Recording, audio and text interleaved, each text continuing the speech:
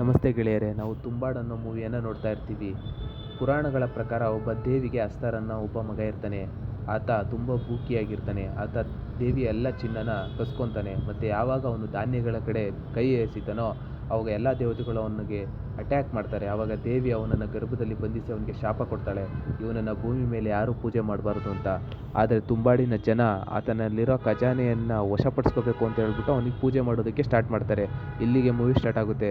ಒಬ್ಬ ಹೆಂಗಸು ಸಾಹುಕಾರರ ಬಳಿ ಬಂದು ನಿಂತ್ಕೋತಾಳೆ. ಮತ್ತು ಅವನಿಗೆ ಸೇವೆ ಮಾಡ್ತಾ ಕೇಳ್ತಾಳೆ, ನಾವು ಚಿನ್ನದ ಸಿಕ್ಕೆಯನ್ನು ಹೆಂಗೆ ತಗೊಳ್ಳೋದು, ಆ ಖಜಾನೆನ ಹೆಂಗೆ ತಗೊಳ್ಳೋದು ಅಂತ. ಆತ ಹೇಳ್ತಾನೆ, ಚಿನ್ನದ ಸಿಕ್ಕೆ ಖಜಾನೆನ ತಗೊಳ್ಳೋದು ಸುಲಭನ, ಅದನ್ನು ಸಂಪಾದನೆ ಮಾಡಬೇಕು ಅಂತ.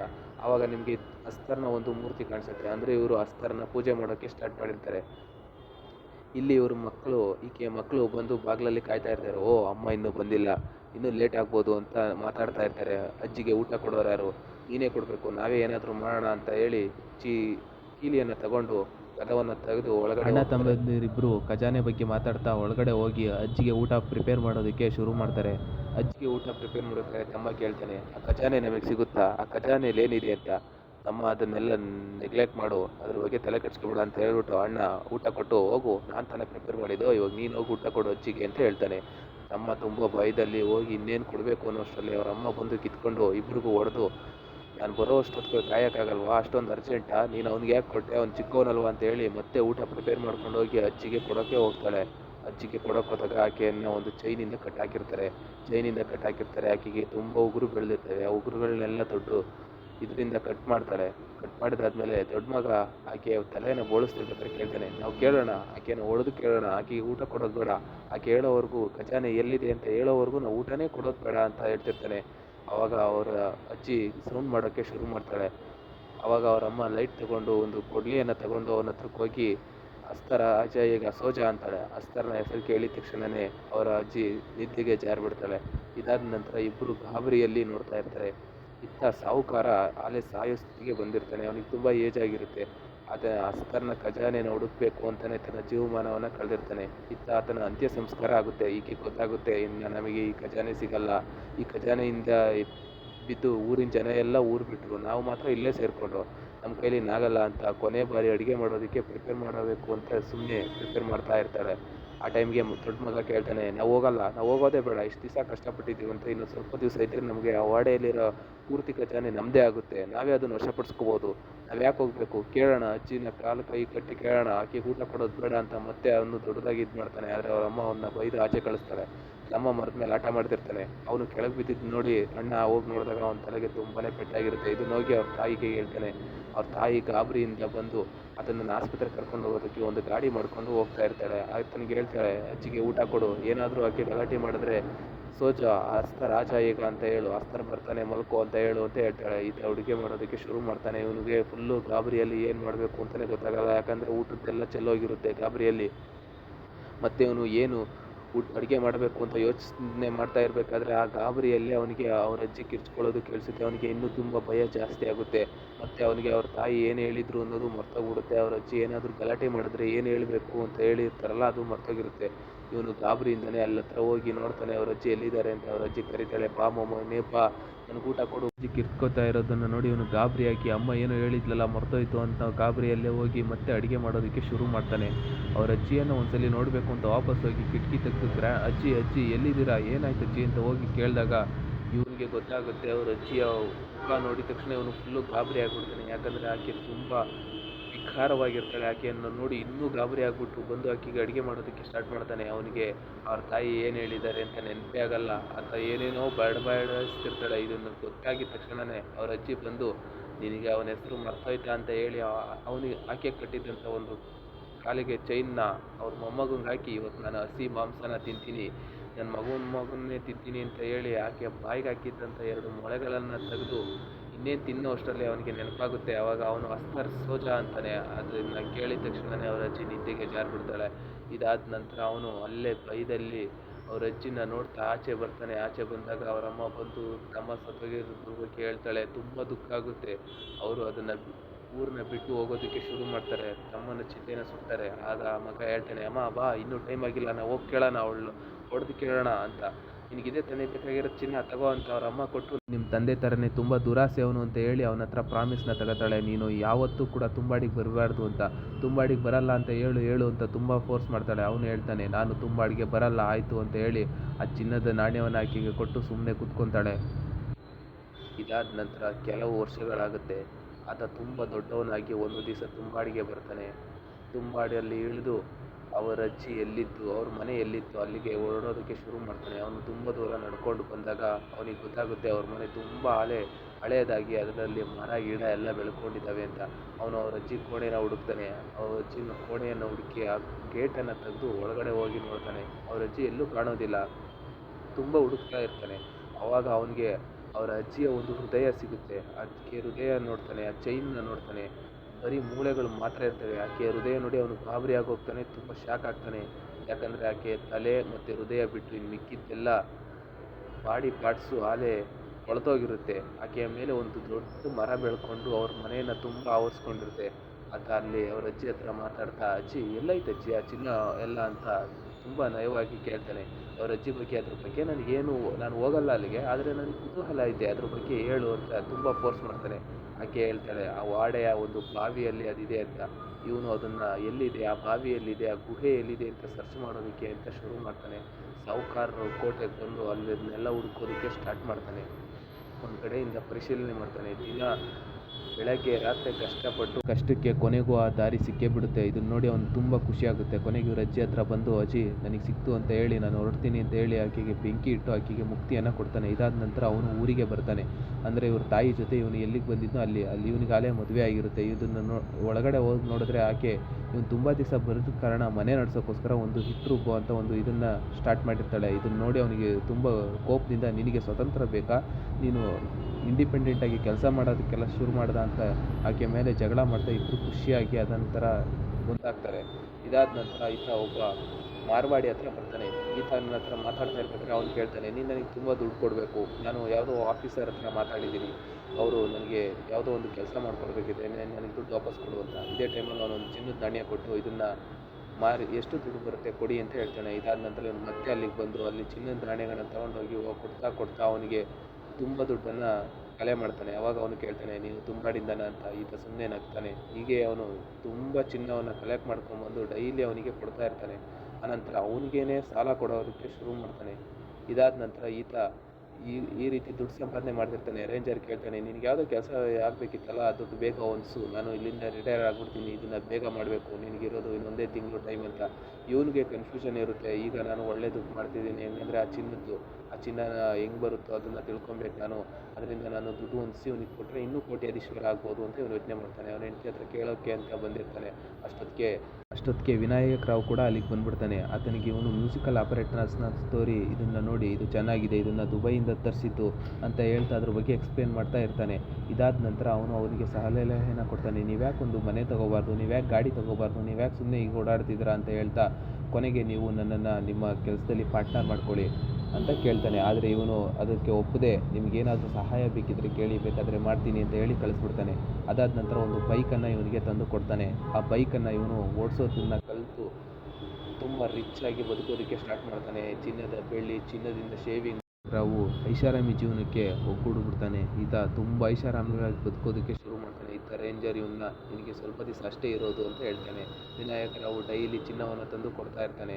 ನಿನಗಿನ್ನು 2 ದಿವಸ ಇದೆ, ಅಷ್ಟರಲ್ಲಿ ನೀನು ನನಗೆ ದುಡ್ಡು ಕೊಡಲಿಲ್ಲ ಅಂದರೆ ನಿನ್ನ ಕೆಲಸ ಆಗಲ್ಲ ಅಂತ ರೇಂಜರು ವಿನಾಯಕ್ ರಾವ್ ಅವ್ರ ಮನೆಗೆ ಒಬ್ಬ ಕೆಲಸದಾಕಿಯನ್ನು ಆತನ ಸ್ನೇಹಿತ ಕರ್ಕೊಂಬಂದು ಆತನಿಗೆ ಒಂದು ಸೆಂಟ್ ಬಾಟಲನ್ನ ಕೊಟ್ಟು, ಇದನ್ನು ಫಾರಿನಿಂದ ಬಂದಿರೋದು, ಇದು ತುಂಬ ಚೆನ್ನಾಗಿದೆ ಅಂತ ಹೇಳ್ತಿರ್ತಾನೆ. ವಿನಾಯಕ್ ರಾವ್ ಹೆಂಡತಿ ಕೇಳ್ತಾಳೆ, ಯಾರು ಇವಳು ಅಂತ. ಆಗ ವಿನಾಯಕ್ ರಾವ್ ಹೇಳ್ತಾನೆ, ಮೇಲಿನ ಮಹಡಿಯಲ್ಲಿರ್ತಾಳೆ, ಇವಳು ಮನೆ ಕೆಲಸದವಳು, ನೀನೇ ಹೇಳಿದ್ದಲ್ಲ ಬೇಕು ಅಂತ. ಆದರೆ ಅವ್ರ ಹೆಂಡತಿಗೆ ಇವಳು ಇರೋದು ಇಷ್ಟನೇ ಇರಲ್ಲ. ಇದೆಲ್ಲ ಆದಮೇಲೆ ವಿನಾಯಕ್ ರಾವ್ ನೈಟು ಲೆಕ್ಕವನ್ನು ಮಾಡ್ತಾ ಇರ್ತಾನೆ. ಆವಾಗ ಮೇಲಿಂದ ಕೆಲಸದವಳು ಬಂದು, ನೀವು 50 ರೂಪಾಯಿ ಕೊಟ್ಟರೆ ನಾನು ನಿಮ್ಗೊಂದು ಸೀಕ್ರೆಟ್ನ ಹೇಳ್ತೀನಿ ಅಂತ ಹೇಳ್ತಾಳೆ. ಆವಾಗ ವಿನಾಯಕ್ ರಾವ್ ಯೋಚನೆ ಮಾಡಿಬಿಟ್ಟು 500 ರೂಪಾಯಿನ ತೆಗೆದು ಕೊಟ್ಟು ಮೇಲೆ ಹೋಗ್ತಾನೆ. ಆವಾಗ ಅವಳು ಹೇಳ್ತಾಳೆ, ಅದೇನೂ ಇಲ್ಲ, ಏನಂದರೆ ನಿಮ್ಮನ್ನು 2 ದಿವಸ ಇಲ್ಲಿಂದ ಹೊರಗಡೆ ಹೋಗ್ದಂಗೆ ನೋಡಿಕೊಂಡ್ರೆ ಸಾಕು ಅಂತ ಹೇಳ್ತಾಳೆ. ಆವಾಗ ವಿನಾಯಕ್ ರಾವ್ಗೆ ಫ್ಲ್ಯಾಶ್ ಆಗುತ್ತೆ, ಆತನ ಗೆಳೆಯ ಇವನಿಗೆ ಮೋಸ ಮಾಡಿದ್ದಾನೆ, ಮತ್ತು ಅವನು ಚಿನ್ನದ ಬಗ್ಗೆ ತಿಳ್ಕೊಳ್ಳೋಕ್ಕೋಸ್ಕರ ಅಲ್ಲಿಗೆ ತುಂಬಾಡಿಗೆ ಹೋಗಿದ್ದಾನೆ ಅಂತ. ಇದನ್ನು ಕೇಳಿ ವಿನಾಯಕ್ ರಾವ್ಗೆ ತುಂಬಾ ಕೋಪ ಬರುತ್ತೆ. ಇತ್ತ ಆತನ ಗೆಳೆಯ ಅಲ್ಲೆಲ್ಲ ಸರ್ಚ್ ಮಾಡ್ತಿರ್ತಾನೆ, ಕೋಟೆಯನ್ನು ಹುಡುಕ್ತಾ ಇರ್ತಾನೆ. ಆ ಜಾಗ ಎಲ್ಲಿ ನಿದೆ ಇದೆ, ಸಾಹುಕಾರರು ಬಚ್ಚಿಟ್ಟಂತಹ ಕಣಜ ಎಲ್ಲಿದೆ ಅಂತ. ಆ ಖಜಾನೆನ ಹೊಡೆಯೋಕ್ಕೋಸ್ಕರ ಈತ ತುಂಬ ಮನೆಯೆಲ್ಲ ತುಂಬ ಸರ್ಚ್ ಮಾಡ್ತಿರ್ತಾನೆ. ಅಷ್ಟೊತ್ತಿಗಾಗಲೇ ವಿನಾಯಕರಾವ್ ಕೂಡ ಅಲ್ಲಿಗೆ ಬಂದಿರ್ತಾನೆ. ಆತನನ್ನು ಎದುರಿಸೋದಕ್ಕೆ ಅಂತ ಟ್ರೈ ಮಾಡ್ತಾನೆ, ತುಂಬಾ ಭಯಪಡಿಸ್ತಾನೆ. ಇದರಿಂದ ಆತನ ಗೆಳೆಯ ತುಂಬಾ ಹೆದರ್ಕೊತಾನೆ. ವಿನಾಯಕರಾವು ತನಗೇನು ಗೊತ್ತೇ ಇಲ್ವೇನೋ ಅನ್ನೋ ರೀತಿ ಆ್ಯಕ್ಟಿಂಗ್ ಮಾಡ್ತಾ ಅಲ್ಲಿ ಚಿನ್ನ ತೆಗಿಯೋಕ್ಕೆ ಬಂದಿರೋ ಒಂಥರ ಒಂದು ಬಾಕ್ಸ್ನ ತಗೊಂಡು ಒಂದು ಬಾವಿಯೊಳಗೆ ಇಳಿತಾನೆ. ಬಾವಿಯೊಳಗೆ ಇಳಿದು ಸ್ವಲ್ಪ ಹೊತ್ತು ಆದಮೇಲೆ ಆಚೆ ಬರ್ತಾ ಜೇಬ್ನಿಂದ ಒಂದು 4-5 ಚಿನ್ನದ ನಾಣ್ಯಗಳನ್ನ ತೆಗೆದು ತೋರಿಸ್ತಾನೆ. ಇದನ್ನು ನೋಡಿ ಆತನ ಗೆಳೆಯ, ಓ ಈ ಬಾವಿಯಲ್ಲೇ ಚಿನ್ನ ಇರೋದು ಅಂತ ಅದರ ಹತ್ರ ಹೋಗ್ತಾನೆ. ಅದರ ಹತ್ರ ಹೋಗಿ ಅವನು ಕೂಡ ಆ ಬಾವಿಗೆ ಇಳಿತಾನೆ. ಹಗ್ಗದ ಸಹಾಯದಿಂದ ಅವನು ಬಾವಿಗೆ ಇಳಿದು ಒಳಗಡೆ ಇಳಿಯೋದಕ್ಕೆ ಹೋಗ್ತಾನೆ. ಅವನು ತುಂಬ ಕುತೂಹಲದಿಂದ ತುಂಬ ಆಸೆಯಿಂದ ಅದರೊಳಗೆ ಇಳಿತಾನೆ.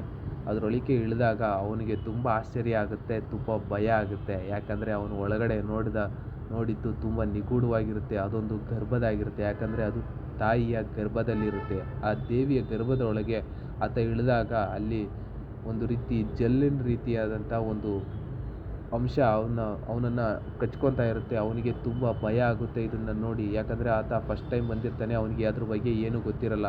ಇದನ್ನು ನೋಡಿ ಗಾಬರಿ ಆಗ್ತಾನೆ. ವಿನಾಯಕರಾವ್ ಇಟ್ಟಿರೋಂಥ ಒಂದು ಬಾಕ್ಸ್ ಇರುತ್ತೆ. ಇದರಲ್ಲೇ ಏನೇ ಇದೆ ಅಂತ ತಿಳ್ಕೊಂಡಂಥ ಆತನ ಗೆಳೆಯ ಆ ಬಾಕ್ಸ್ನ ಓಪನ್ ಮಾಡ್ತಾನೆ. ಅದರಲ್ಲಿ ಒಂದು ಗೊಂಬೆ ಇರುತ್ತೆ. ಆ ಗೊಂಬೆಯನ್ನು ನೋಡಿದ ತಕ್ಷಣ ತುಂಬಾಡ್ ಎಲ್ಲಿಂದನೋ ಬರ್ತಾನೆ. ತುಂಬಾಡ್ ಬಂದಾಗ ಅವನು ತುಂಬ ಗಾಬರಿಯಿಂದ ನೋಡ್ತಾನೆ. ಅಷ್ಟೊತ್ತಿಗೆ ತುಂಬಾಡ್ ಆತನನ್ನು ಇನ್ಫೆಕ್ಟ್ ಮಾಡಿ ಅಲ್ಲೇ ಸಾಯಿಸಿಬಿಟ್ಟಿರ್ತಾನೆ. ಆತ ತುಂಬ ವಿಕಾರವಾಗಿ ವಿನಾಯಕರವರ ಅಜ್ಜಿ ಆಗಿರ್ತಾರಲ್ಲ ಆ ರೀತಿಯೇ ಆಗಿರ್ತಾನೆ. ಆತನ ಮಾತುಗಳು ಕೂಡ ಕೇಳಿಸ್ತಾ ಇರಲ್ಲ. ಆತ ತುಂಬ ಕಿರ್ಚಾಡ್ತಿರ್ತಾನೆ. ಇದನ್ನು ನೋಡಿ ಅವನು ಹೇಳ್ತಾನೆ, ಅಸ್ತ ರಾಜ ಈಗ ಸೋಜ ಅಂತ. ಆಗ ಆತನ ಗೆಳೆಯ ನಿದ್ದೆಗೆ ಜಾರ್ತಾನೆ. ಅದಾದ ನಂತರ ವಿನಾಯಕರವೆಲ್ಲ ರೆಡಿಯಾಗಿ ಒಂದು ಸುರಕ್ಷಾ ಕವಚವನ್ನು ಹಾಕ್ಕೊಂಡು ಅಸ್ತರ್ಗೋಸ್ಕರ ತಂದಿದ್ದಂತಹ ಒಂದು ಗೋಧಿ ಹಿಟ್ಟನ್ನು ತೆಗಿತಾನೆ. ಅದನ್ನು ನೋಡಿ ಅಸ್ತರ್ ಬರ್ತಾನೆ. ಅಸ್ತರ್ ಕೈಲಿ ರಕ್ಷಾ ಕವಚನ ದಾಟಕ್ಕಾಗಲ್ಲ. ಅದಾದ ನಂತರ ವಿನಾಯಕರಾವ್ ಆ ಒಂದು ಗೊಂಬೆಯನ್ನು ಅವನ ಹತ್ರ ದೂರದಿಂದ ಎಸೆದು ಅವನಿಂದ ಚಿನ್ನವನ್ನು ಕಸ್ಕೊಂಡು ಬೇಗನೆ ಅಲ್ಲಿಂದ ಹೊರಟು ಬರ್ತಾನೆ. ಹೊರಟು ಬರೋಕ್ಕೂ ಮುಂಚೆ ತನ್ನ ಸ್ನೇಹಿತನಿಗೆ ಮುಕ್ತಿ ಕೊಡಬೇಕು ಅಂತ ಬೆಂಕಿಯನ್ನು ಹಾಕಿ ಬಂದು ಬಾಗಿಲನ್ನು ಕ್ಲೋಸ್ ಮಾಡ್ತಾನೆ. ಇಲ್ಲಿಗೆ ದೇವಿಯ ಗರ್ಭ ಕ್ಲೋಸ್ ಆಗುತ್ತೆ. ಅದಾದ ನಂತರ ಆತನ ಹೆಂಡತಿ ಮನೆ ಕೆಲಸದವಳ ಜೊತೆ ಜಗಳ ಆಡ್ತಾ, ನೀನು ಇರಬೇಡ, ನಿನ್ನ ಮನೇಲಿ ಇರಬೇಡ ಅಂತ ಆಕೆಯನ್ನು ಹೊರಗೆ ಓಡಿಸ್ತಾ ಇರ್ತಾಳೆ. ಯಾಕಂದರೆ ವಿನಾಯಕರಾವ್ ಆಕೆಯನ್ನು ಇಟ್ಕೊಂಡಿರೋದು ಆಕೆಗೆ ಇಷ್ಟನೇ ಇರೋದಿಲ್ಲ. ಇದೇ ರೀತಿ ಕೆಲವು ವರ್ಷಗಳು ಹಿಂಗೆ ನಡೆಯುತ್ತೆ. ಯಾಕಂದರೆ ಇವಾಗಲೇ ವಿನಾಯಕರಾವ್ಗೆ ತುಂಬಾ ವಯಸ್ಸಾಗಿದೆ. ಆತ ಬೇಗನೆ ಚಿನ್ನವನ್ನು ಎತ್ಕೊಂಡು ಅಸ್ತರ್ನಿಂದ ತಪ್ಪಿಸ್ಕೊಂಡು ಬರೋಕ್ಕೆ ಆಗಲ್ಲ. ಇದರಿಂದ ಅವನು ತುಂಬಾ ಬೇಜಾರಾಗ್ತಾನೆ. ಅವನಿಗೆ ತುಂಬ ವಯಸ್ಸಾಗಿರುತ್ತೆ. ಅವನು ಇರೋ ದುಡ್ಡಲ್ಲೇ ಮೋಜು ಮಸ್ತಿ ಮಾಡಿಕೊಂಡು ಇರ್ತಾನೆ. ಈತನಿಗೆ ಒಬ್ಬ ಮಗ ಇರ್ತಾನೆ. ಅವನಿಗೆ ಕಾಲಲ್ಲಿ ಸ್ವಲ್ಪ ಪ್ರಾಬ್ಲಮ್ ಇರುತ್ತೆ. ಮತ್ತು ಈತನಿಗೆ ಹೇಳ್ಕೊಡ್ತಾ ಇರ್ತಾನೆ ಯಾವ ರೀತಿ ನಾನು ಬೇಗ ಹೋಗಿ ಅಸ್ತರಿಂದ ಚಿನ್ನದ ನಾಣ್ಯಗಳನ್ನ ಕತ್ಕೊಂಡ್ಬರ್ಬೇಕು ಅಂತ. ಈತನಿಗೆ 2 ಹೆಣ್ಮಕ್ಳಿರ್ತಾರೆ. ಇತ್ತ ವಿನಾಯಕರಾವ್ ಆಕೆಯ ಮನೆ ಕೆಲಸದವಳ ಜೊತೆ ಮಾತಾಡ್ತಾ ಇರ್ತಾನೆ. ಆಕೆ ಕೇಳ್ತಾಳೆ, ಇವತ್ತು ನಿನ್ನ ಹತ್ರ ನಾಣ್ಯಗಳಿಲ್ವಾ ಅಂತ. ಆತ ಬೈದು ಆಕೆಯನ್ನು ಸುಮ್ಮನಿರಿಸಿ ಆತನ ಮಗನ್ನ ನೋಡ್ತಾನೆ. ಆತನ ಮಗ ಅಲ್ಲಿ ಪ್ರಾಕ್ಟೀಸ್ ಮಾಡ್ತಿರ್ತಾನೆ. ಮನೆಗೆ ಊಟಕ್ಕೆ ಬಂದಾಗ ಆತ ಹೇಳ್ತಾನೆ, ಅಪ್ಪ ನಾನಿವತ್ತು 12 ನಾಣ್ಯಗಳನ್ನ ತಗೊಂಡೆ, ನನ್ನನ್ನು ಯಾವಾಗ ತುಂಬಾಡಿಗೆ ಕರ್ಕೊಂಡು ಹೋಗ್ತೀಯಾ, ನಾನು ರೆಡಿಯಾಗಿದ್ದೀನಿ ಅಂತ. ಆದರೆ ಅಪ್ಪ ಬೈದು ಆ ಸಮಯ ಬಂದಾಗ ನಾನು ಕರ್ಕೊಂಡು ಹೋಗ್ತೀನಿ ಅಂತ ಹೇಳಿ ವಿನಾಯಕರಾವ್ ಅಲ್ಲಿಂದ ಹೊರಟೋಗ್ಬಿಡ್ತಾನೆ. ಇದಾದ ನಂತರ ಮಗ ಮತ್ತೆ ಅದನ್ನು ಟ್ರೈನಿಂಗನ್ನು ಶುರು ಮಾಡೋದಕ್ಕೆ ಬರ್ತಾನೆ. ವಿನಾಯಕರಾವ್ ಯಾರ ಜೊತೆನೋ ಫೋನಲ್ಲಿ ಮಾತಾಡಿಬಿಟ್ಟು ಇದಾದ ನಂತರ ನಾವು ನಾಳೆ ಹೊರಡ್ತಾ ಇದ್ದೀವಿ ಅಂತ ಹೇಳ್ತಾನೆ. ಇದನ್ನು ಕೇಳಿ ಅಮ್ಮನಿಗೆ ತುಂಬಾ ಖುಷಿಯಾಗುತ್ತೆ. ನಾನು ಅಲ್ಲಿ ಏನಿದೆ ಅಂತ ನೋಡಿಲ್ಲ, ತುಂಬಾಡಲ್ಲಿ ಏನಿದೆಯೋ ನನಗೂ ಗೊತ್ತಿಲ್ಲ. ಆದರೆ ನೀನು ಅಲ್ಲಿ ಹೋಗ್ತಾ ಇದೀಯಾ, ಅಲ್ಲಿ ಏನಿದೆ ಅಂತ ನೋಡ್ತೀಯಾ, ಅದನ್ನು ನೀನು ನನಗೆ ಹೇಳ್ತೀಯಾ ಅಂತ ಹೇಳ್ಬಿಟ್ಟು ಒಂದು ಬಾಕ್ಸನ್ನು ಹಿಟ್ಟನ್ನು ರುಬ್ಬಿ ತಗೊಂಡೋಗಿ ಕೊಡ್ತಾಳೆ. ಮಗನಿಗೆ ಆರತಿ ಎತ್ತಿ ಅವರಿಬ್ಬರನ್ನ ಕಳಿಸ್ಕೊಡ್ತಾಳೆ. ಇಂಥ ವಿನಾಯಕರಾವ್ ತನ್ನ ಮಗನಿಗೆ ಎಲ್ಲ ಹೇಳ್ತಿರ್ತಾನೆ, ನೀನು ಅಲ್ಲಿ ಹೋದಾಗ ನಿನಗೆ ಗೊತ್ತಾಗುತ್ತೆ ತುಂಬಾಡಲ್ಲಿ ಏನಿದೆ ಅಂತ. ಮತ್ತು ದೇವಿಯ ಶಾಪದ ಬಗ್ಗೆ ಹೇಳ್ತಾನೆ. ದೇವಿಯ ಶಾಪವನ್ನು ಹೊರವಾಗಿಸ್ಕೊಂಡು ನಮ್ಮ ಹಿರಿಕರು ಆತನಿಗೆ ಪೂಜೆ ಮಾಡೋಕ್ಕೆ ಸ್ಟಾರ್ಟ್ ಮಾಡಿದ್ರು. ಅದೇ ಶಾಪವಾಗಿ ತುಂಬಾಡಲ್ಲಿ ಯಾವಾಗಲೂ ಮಳೆ ರೂಪದಲ್ಲಿ ಬರ್ತಾನೆ ಇದೆ. ಅಲ್ಲಿ ಯಾವಾಗಲೂ ಮಳೆ ಇರುತ್ತೆ. ನಿನಗೆ ಅಲ್ಲಿ ಒಳಗಡೆ ಹೋದಾಗ ಎಲ್ಲ ಅರ್ಥ ಆಗುತ್ತೆ ಅಂತ ಹೀಗೆ ಹೇಳ್ತಾ ಇಬ್ಬರು ನಕ್ಕೊಂಡು ಆರಾಮಾಗಿ ತುಂಬಾಡಿಗೆ ಪ್ರಯಾಣನ ಬಳಸ್ತಾರೆ. ಇಬ್ಬರು ಖುಷಿಯಾಗಿ ಮಾತಾಡ್ಕೊತ ಅಸ್ತರ್ನ ಹಿಸ್ಟ್ರಿ ಬಗ್ಗೆ ತಿಳ್ಕೊತಾ ಹೋಗ್ತಾರೆ. ಅಲ್ಲಿಗೆ ಹೋಗಿ ಹಿಟ್ಟಿನ ಬಾಕ್ಸ್ನ ಇಟ್ಟು ಪ್ರಿಪ್ರೇಷನ್ನ ಶುರು ಮಾಡ್ತಾರೆ. ಅವ್ರ ತಂದೆ ಅಲ್ಲಿ ಗೊಂಬೆ ಮಾಡೋದನ್ನು ಅವನಿಗೆ ಹೇಳ್ಕೊಡ್ತಾನೆ. ಅದಾದ ನಂತರ ಮಾಡಿದ ಗೊಂಬೆನ ಎಸ್ದು ಬಿಡ್ತಾನೆ. ನಾವಿವತ್ತು ಕೇವಲ ಅಭ್ಯಾಸಕ್ಕೋಸ್ಕರ ಬಂದಿದ್ದೀವಿ, ಇನ್ನೊಂದು ದಿವಸ ಯಾವತ್ತಾದರೂ ನಾವು ಚಿನ್ನವನ್ನು ತಗೊಂಡೋಗೋಣ ಅಂತ. ಅದಾದ ನಂತರ ಅವನು ಹೇಳ್ತಾನೆ, ಅಸ್ತರ್ಗೆ ಆಹಾರಗಳ ಮೇಲೆ ಎಷ್ಟು ಆಸೆ ಇದೆಯೋ ಅದೇ ಅವನಿಗೆ ಶಾಪ. ಆಗ ವಿನಾಯಕರಾವ್ ಮಗ ಕೇಳ್ತಾನೆ, ತುಂಬಾಡ್ ಬರಲ್ವಾ ಅಂತ. ತುಂಬಾಡ್ ಬರಲ್ಲ, ನಾವು ಗೊಂಬೆ ತಂದಿಲ್ವಲ್ಲ ಅಂತಾನೆ. ಮಗ ಹೇಳ್ತಾನೆ, ನಾನು ತಂದಿದ್ದೀನಿ ಅಂತ. ಅಷ್ಟರಲ್ಲಿ ತುಂಬಾಡ್ ಅದನ್ನು ನೋಡಿ ಬಂದ್ಬಿಡ್ತಾನೆ. ಆದರೆ ಮಗ ಅವರ ಅಪ್ಪನ ಮಾತು ಕೇಳದೆ ಅವನಿಂದ ಚಿನ್ನವನ್ನು ಕಸ್ಕೊಂಡು ಬೇಗ ಬರ್ತಾನೆ. ಇದರಿಂದ ಕೋಪಗೊಂಡ ಅಪ್ಪ ಹೊಡಿತಾನೆ. ಒಂದು ಸ್ವಲ್ಪ ಯಾಮಾರಿದ್ರು ಏನಾಗ್ತಿತ್ತು ಗೊತ್ತಾ ನಿನಗೆ ಅಂತ. ಅನಂತರ ತಂದಿರೋ ಚಿನ್ನನ ಆಯ್ಕೊಂಡು ಅವ್ರ ಮಗನಿಗೆ ಒಂದು ಕೊಟ್ಟು, ನಿನ್ನ ಮೊದಲನ ಸಂಪಾದನೆ ಅದನ್ನು ಜೋಪಾನವಾಗಿ ಇಟ್ಕೋ ಅಂತ ಹೇಳ್ತಾನೆ. ಇಬ್ಬರು ಮನೆಗೆ ಬರ್ತಾರೆ. ಮನೆಗೆ ಬಂದಮೇಲೆ ಅವ್ರ ತಾಯಿ ತುಂಬಾ ಕೇಳ್ತಾಳೆ, ಅಲ್ಲೇನಿತ್ತು ನೋಡ್ಕೊಂಬಂದರೆ ನನಗೆ ಹೇಳ್ತೀನಿ ಅಂತ ಹೇಳಿದ್ದಲ್ಲ, ಹೇಳು ಅಂತ. ಅವಾಗ ಮಗ ಒಂದು ಕಾಯಿನನ್ನು ಕೊಡ್ತಾನೆ. ಆಗ ಅವ್ರ ತಾಯಿ ಅದನ್ನು ಓಪನ್ ಮಾಡಿ ನೋಡಿದ್ರೆ ಅದು ಒಂದು ಚಾಕ್ಲೇಟ್ ಆಗಿರುತ್ತೆ. ಆಕೆ ನಿಧಾನವಾಗಿ ಓಪನ್ ಮಾಡಿ ಆ ಚಾಕ್ಲೇಟ್ ತಿಂತ ನಗ್ತಾ ಸುಮ್ಮನಾಗ್ತಾಳೆ. ಯಾಕಂದರೆ ಅವ್ರ ಮಗ ಅಲ್ಲಿ ತುಂಬಾಡಲ್ಲಿ ಏನಿತ್ತು ಅಂತ ಹೇಳಲ್ಲ, ಇದು ನನಗೆ ನನ್ನ ತಂದೆ ಮಧ್ಯೆ ಇರಬೇಕಾದಂಥ ಸೀಕ್ರೆಟ್ ಅಂತ ಹೇಳ್ಬಿಡ್ತಾನೆ. ಅಲ್ಲಿಗೆ ಸ್ವತಂತ್ರ ಸೇನಾನಿಗಳು ಸ್ವಲ್ಪ ಜನ ಬರ್ತಾರೆ. ವಿನಾಯಕರಾವ್ ಮನೆಗೆ ಬಂದ ಸ್ವತಂತ್ರ ಸೇನಾನಿಗಳಿಗೆ ನಿಮ್ಗೆ ಎಷ್ಟು ಬೇಕೋ ಅಷ್ಟು ದುಡ್ಡನ್ನು ನಾನು ಕೊಡ್ತೀನಿ ಅಂತ ಹೇಳಿ ಸ್ವಲ್ಪ ದುಡ್ಡನ್ನು ಅವರಿಗೆ ಕೊಡ್ತಾನೆ, ಒಂದು ಸ್ವಲ್ಪ ಚಿನ್ನವನ್ನು ಕೊಡ್ತಾನೆ. ಹೀಗೆ ಮಾತಾಡ್ತಿರ್ಬೇಕಾದ್ರೆ ಸ್ವತಂತ್ರ ಸೇನಾನಿ ಅವರಿಗೆ ಹೇಳ್ತಾನೆ, ನಿಮ್ಮ ಅಂತಸ್ತಿಗೆ ತಕ್ಕಂಥ ನೀವೊಂದು ಮನೆಯನ್ನು ಯಾಕೆ ಖರೀದಿ ಮಾಡಬಾರ್ದು ಅಂತ. ಆವಾಗ ವಿನಾಯಕರಾವ್ ಮಾತಾಡ್ತಾ, ನಮಗೆ ಒಂದು ತುಂಬಾಡಲ್ಲಿ ಒಂದು ದೊಡ್ಡ ವಾಡೆ ಇದೆ ಅಂತ ಹೇಳ್ತಾರೆ. ಆವಾಗಲೇ ಅವನಿಗೆ ವಿನಾಯಕರಾವ್ಗೆ ಶಾಕ್ ಆಗುತ್ತೆ. ಯಾಕಂದರೆ ಆ ವಾಡೆಯನ್ನು ಅಲ್ಲೇ ಗೌರ್ಮೆಂಟ್ ವಶಪಡಿಸ್ಕೊಂಡಿದೆ ಅಂತ. ಇದ್ದ ಮಗ ತನ್ನ ತಂದೆ ಮಡಿಕೊಂಡಿದ್ದಂತಹ ಮನೆ ಕೆಲಸದವಳ ಹತ್ರ ಬಂದು, ನೋಡು ಇಲ್ಲಿ ಚಿನ್ನದ ಕಾಯಿನಿದೆ ತಗೋ, ನಮ್ಮಪ್ಪನೂ ನಿನಗೆ ಇದನ್ನೇ ತಾನೇ ಕೊಡೋದು, ನಮ್ಮಪ್ಪ ಹೋದ್ಮೇಲೆ ನಾನು ನಿನ್ನನ್ನು ನೋಡ್ಕೊತೀನಿ, ತುಂಬ ಚೆನ್ನಾಗಿ ನೋಡ್ಕೊತೀನಿ ಅಂತ ಹೇಳ್ತಾನೆ. ಆಕೆ ತುಂಬ ನಗ್ತಾ ಬಂದು ತನ್ನ ಚಿನ್ನದ ಕಾಯಿನನ್ನು ಇಸ್ಕೊಂಡು ಹೋಗ್ತಾಳೆ. ಇನ್ನು ತಂದೆ ಆಕೆ ವೇಶ್ಯಾವಾಟಿಕೆ ಹತ್ರ ಹೋದಾಗ ಆಕೆ ಹತ್ರ ಚಿನ್ನದ ಕಾಯಿನ ನೋಡಿ ಮಗನಿಗೆ ಬಂದು ಹೊಡಿತಾನೆ. ನಿನಗೆ ಚಿನ್ನದ ಕಾಯಿನ ಕೊಟ್ಟರೆ ಹುಷಾರಾಗಿ ಮಡಿಕೊ ಅಂದರೆ ಅದನ್ನು ನೀನು ಆಕೆಗೆ ಕೊಡ್ತೀಯಾ ಅಂತ. ಅದಂತರ ತನ್ನ ಜೀವಮಾನದ ಸಂಪಾದನೆಯನ್ನು ತೋರಿಸ್ತಾನೆ. ಇದನ್ನು ನೋಡಿ ಮಗ ಹೇಳ್ತಾನೆ, ಅಪ್ಪ ಇಷ್ಟು ಸಾಕಲ್ಲ ನಾವು ಜೀವನದಲ್ಲಿ ಖುಷಿಯಾಗಿರೋಕ್ಕೆ ಅಂತ. ಇದನ್ನು ಕೇಳಿ ಮಗ ತುಂಬಾ ಬೇಜಾರಾಗ್ತಾನೆ. ಇದಾದ ನಂತರ ಆಕೆಗೆ ಚಿನ್ನದ ನಾಣ್ಯ ಕೊಟ್ಟಿದ್ದಕ್ಕೆ ಬಂದು ಮಗನಿಗೆ ಹೊಡಿತಾನೆ. ಮಗನಿಗೆ ಬಂದು ಹೊಡಿಬೇಕಾದ್ರೆ ಮಗ ಹೇಳ್ತಾನೆ, ಅಪ್ಪ ನಾವು ತಪ್ಪು ಮಾಡ್ತಾ ಇದ್ದೀವಿ. ಏನಂದರೆ ನಾವು ಒಂದೇ ಗೊಂಬೆನ ಮಾಡ್ಕೊಂಡು ಹೋಗ್ತೀವಿ, ಒಂದು ಗೊಂಬೆನ ಎಸ್ದು ಚಿನ್ನವನ್ನು ಕಸಿತಾ ಇದ್ದೀವಿ. ನಮಗೆ ಜಾಸ್ತಿ ಟೈಮ್ ಸಿಗ್ತಾ ಇಲ್ಲ. ಅದೇ ನಾವು ಜಾಸ್ತಿ ಗೊಂಬೆಗಳನ್ನ ತಗೊಂಡು ಹೋಗೋಣ, ಜಾಸ್ತಿ ಗೊಂಬೆಗಳನ್ನ ಮಾಡ್ಕೊಂಡು ಹೋದರೆ ತುಂಬಾಡಲ್ಲಿ ಹಸ್ತಾರೆ. ಒಂದನ್ನು ತಿಂದರೆ ಇನ್ನೊಂದನ್ನು ಎಸೆಯೋಣ, ಇನ್ನೊಂದು ತಿಂದರೆ ಮತ್ತೊಂದು ಎಸೆಯೋಣ. ಇದ್ರ ಮೂಲಕ ನಮಗೆ ಜಾಸ್ತಿ ಟೈಮ್ ಸಿಗುತ್ತೆ, ಇದರಿಂದ ನಾವು ಜಾಸ್ತಿ ಚಿನ್ನವನ್ನು ಗಳಿಸ್ಬೋದು ಅಂತ ಹೇಳ್ತಾನೆ. ಇದನ್ನು ಕೇಳಿ ಅಪ್ಪನಿಗೆ ತುಂಬ ಖುಷಿಯಾಗುತ್ತೆ. ಮಗನ ವೇಶ್ಯಾವಾಟಿಕೆ ಹತ್ರ ಕರ್ಕೊಂಡೋಗಿ ಅವನು ದೊಡ್ಡವನಾಗಿರೋನು ಅಂತ ಅಲ್ಲಿ ಹುಡುಗಿಯರ ಮಧ್ಯೆ ಬಿಡ್ತಾನೆ. ಇದೇ ರೀತಿ ಅವರು ತುಂಬ ಗೊಂಬೆಗಳನ್ನ ಮಾಡೋದಕ್ಕೆ ತುಂಬಾ ಹಿಟ್ಟನ್ನು ರುಬ್ಬಿಸ್ತಾರೆ. ಒಂದು 5-6 ದಿನಗಳ ಕಾಲ ಹಿಟ್ಟುಗಳನ್ನ ರುಬ್ಬಿ ದೊಡ್ಡ ಗಾಡಿಯಲ್ಲಿ ತಗೊಂಡು ತುಂಬ ಗೊಂಬೆಗಳನ್ನ ಮಾಡಿ ಅಸ್ತರ್ಗೆ ಕೊಡೋದಕ್ಕೋಸ್ಕರ ತುಂಬಾಡಿಗೆ ಹೋಗ್ತಾರೆ. ತುಂಬಾಡಿಗೆ ಹೋಗಿ ಒಂದು ದೊಡ್ಡ ರಕ್ಷಾ ಕವಚವನ್ನು ಹಾಕಿ ಒಂದೊಂದನ್ನೇ ತೆಗೆದು ಇಡ್ತಾರೆ. ಆವಾಗಲೇ ಇವರಿಗೆ ಶಾಕ್ ಆಗುತ್ತೆ. ಯಾಕಂದರೆ ಒಂದು ಗೊಂಬೆಯನ್ನು ತೆಗೆದ್ರೆ ಒಬ್ಬ ಅಸ್ತರ್ ಬರ್ತಾನೆ, ಈ 2 ಗೊಂಬೆಯನ್ನು ತೆಗೆದ್ರೆ 2 ಅಸ್ತರ್ ಬರ್ತಾನೆ. ಈಗ ಅವರು ತುಂಬಾ ಗೊಂಬೆಗಳನ್ನ ತಗೊಂಡು ಹೋಗಿರ್ತಾರೆ, ತುಂಬಾ ಅಸ್ತರ್ಗಳು ಬಂದಿರ್ತವೆ. ಇದನ್ನು ನೋಡಿ ಅಪ್ಪ ಮಗ ತುಂಬಾ ಶಾಕ್ ಆಗ್ತಾರೆ. ಅವರು ತಂದಿದ್ದಂತಹ ಗೊಂಬೆಗಳನ್ನ ಎಸಿತಾರೆ. ಇದರಿಂದ ಏನು ಪ್ರಯೋಜನ ಆಗಲ್ಲ.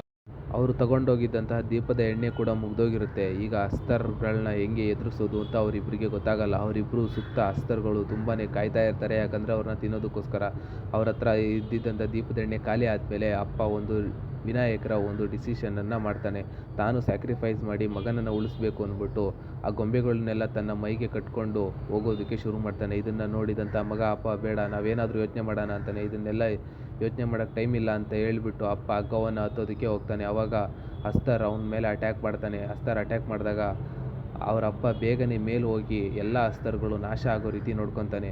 ಅದಾದ ನಂತರ ಮಗ ಆಚೆ ಬರ್ತಾನೆ. ಆಚೆ ಬಂದು ಅವರ ಅಪ್ಪನ ಹುಡ್ಕೊಂಡು ಹತ್ಕೊಳ್ತಾ ಹೋಗ್ತಾನೆ. ಆವಾಗ ಅವರಪ್ಪ ಆಚೆಗಡೆ ಬಂದು ಆಲೆ ಅಸ್ತರ್ನಿಂದ ಇನ್ಫೆಕ್ಟ್ ಆಗಿ ಬಿದ್ದಿರ್ತಾನೆ. ಇದನ್ನು ನೋಡಿ ಮಗನಿಗೆ ತುಂಬಾ ಭಯಾನಕ ಆಗುತ್ತೆ. ಅಪ್ಪ ಎದ್ಬಿಟ್ಟು, ತಗೋ ನಿನಗಿದೇ ತಾನೇ ಬೇಕಾಗಿದ್ದು, ನೀನು ಇದನ್ನೇ ತಾನೇ ಕೇಳಿದ್ದು, ತಗೋ ಇದೇ ಚಿನ್ನ ಅಲ್ವಾ ಅಂತ. ಆತನ ಮಗ ಅಲ್ಲಿಗೆ ಬಂದು, ಬೇಡಪ್ಪ ಬೇಡ, ನಾನು ತಪ್ಪು ಮಾಡಿಬಿಟ್ಟೆ ಅಂತ ತುಂಬಾ ಬೇಜಾರಲ್ಲಿ ಅವರ ಅಪ್ಪನಿಗೆ ಮಗ ತುಂಬ ಬೇಜಾರಿಂದ ಅವರ ಅಪ್ಪನ ನೋಡಿ ಅಳ್ತಾ ಆತನಿಗೆ ಅಲ್ಲೇ ಬೆಂಕಿ ಹಚ್ಚಿ ಮುಕ್ತಿಯನ್ನು ಕೊಡ್ತಾನೆ. ಇಲ್ಲಿಗೆ ಈ ಮೂವಿ ಎಂಡ್ ಆಗುತ್ತೆ ಫ್ರೆಂಡ್ಸ್.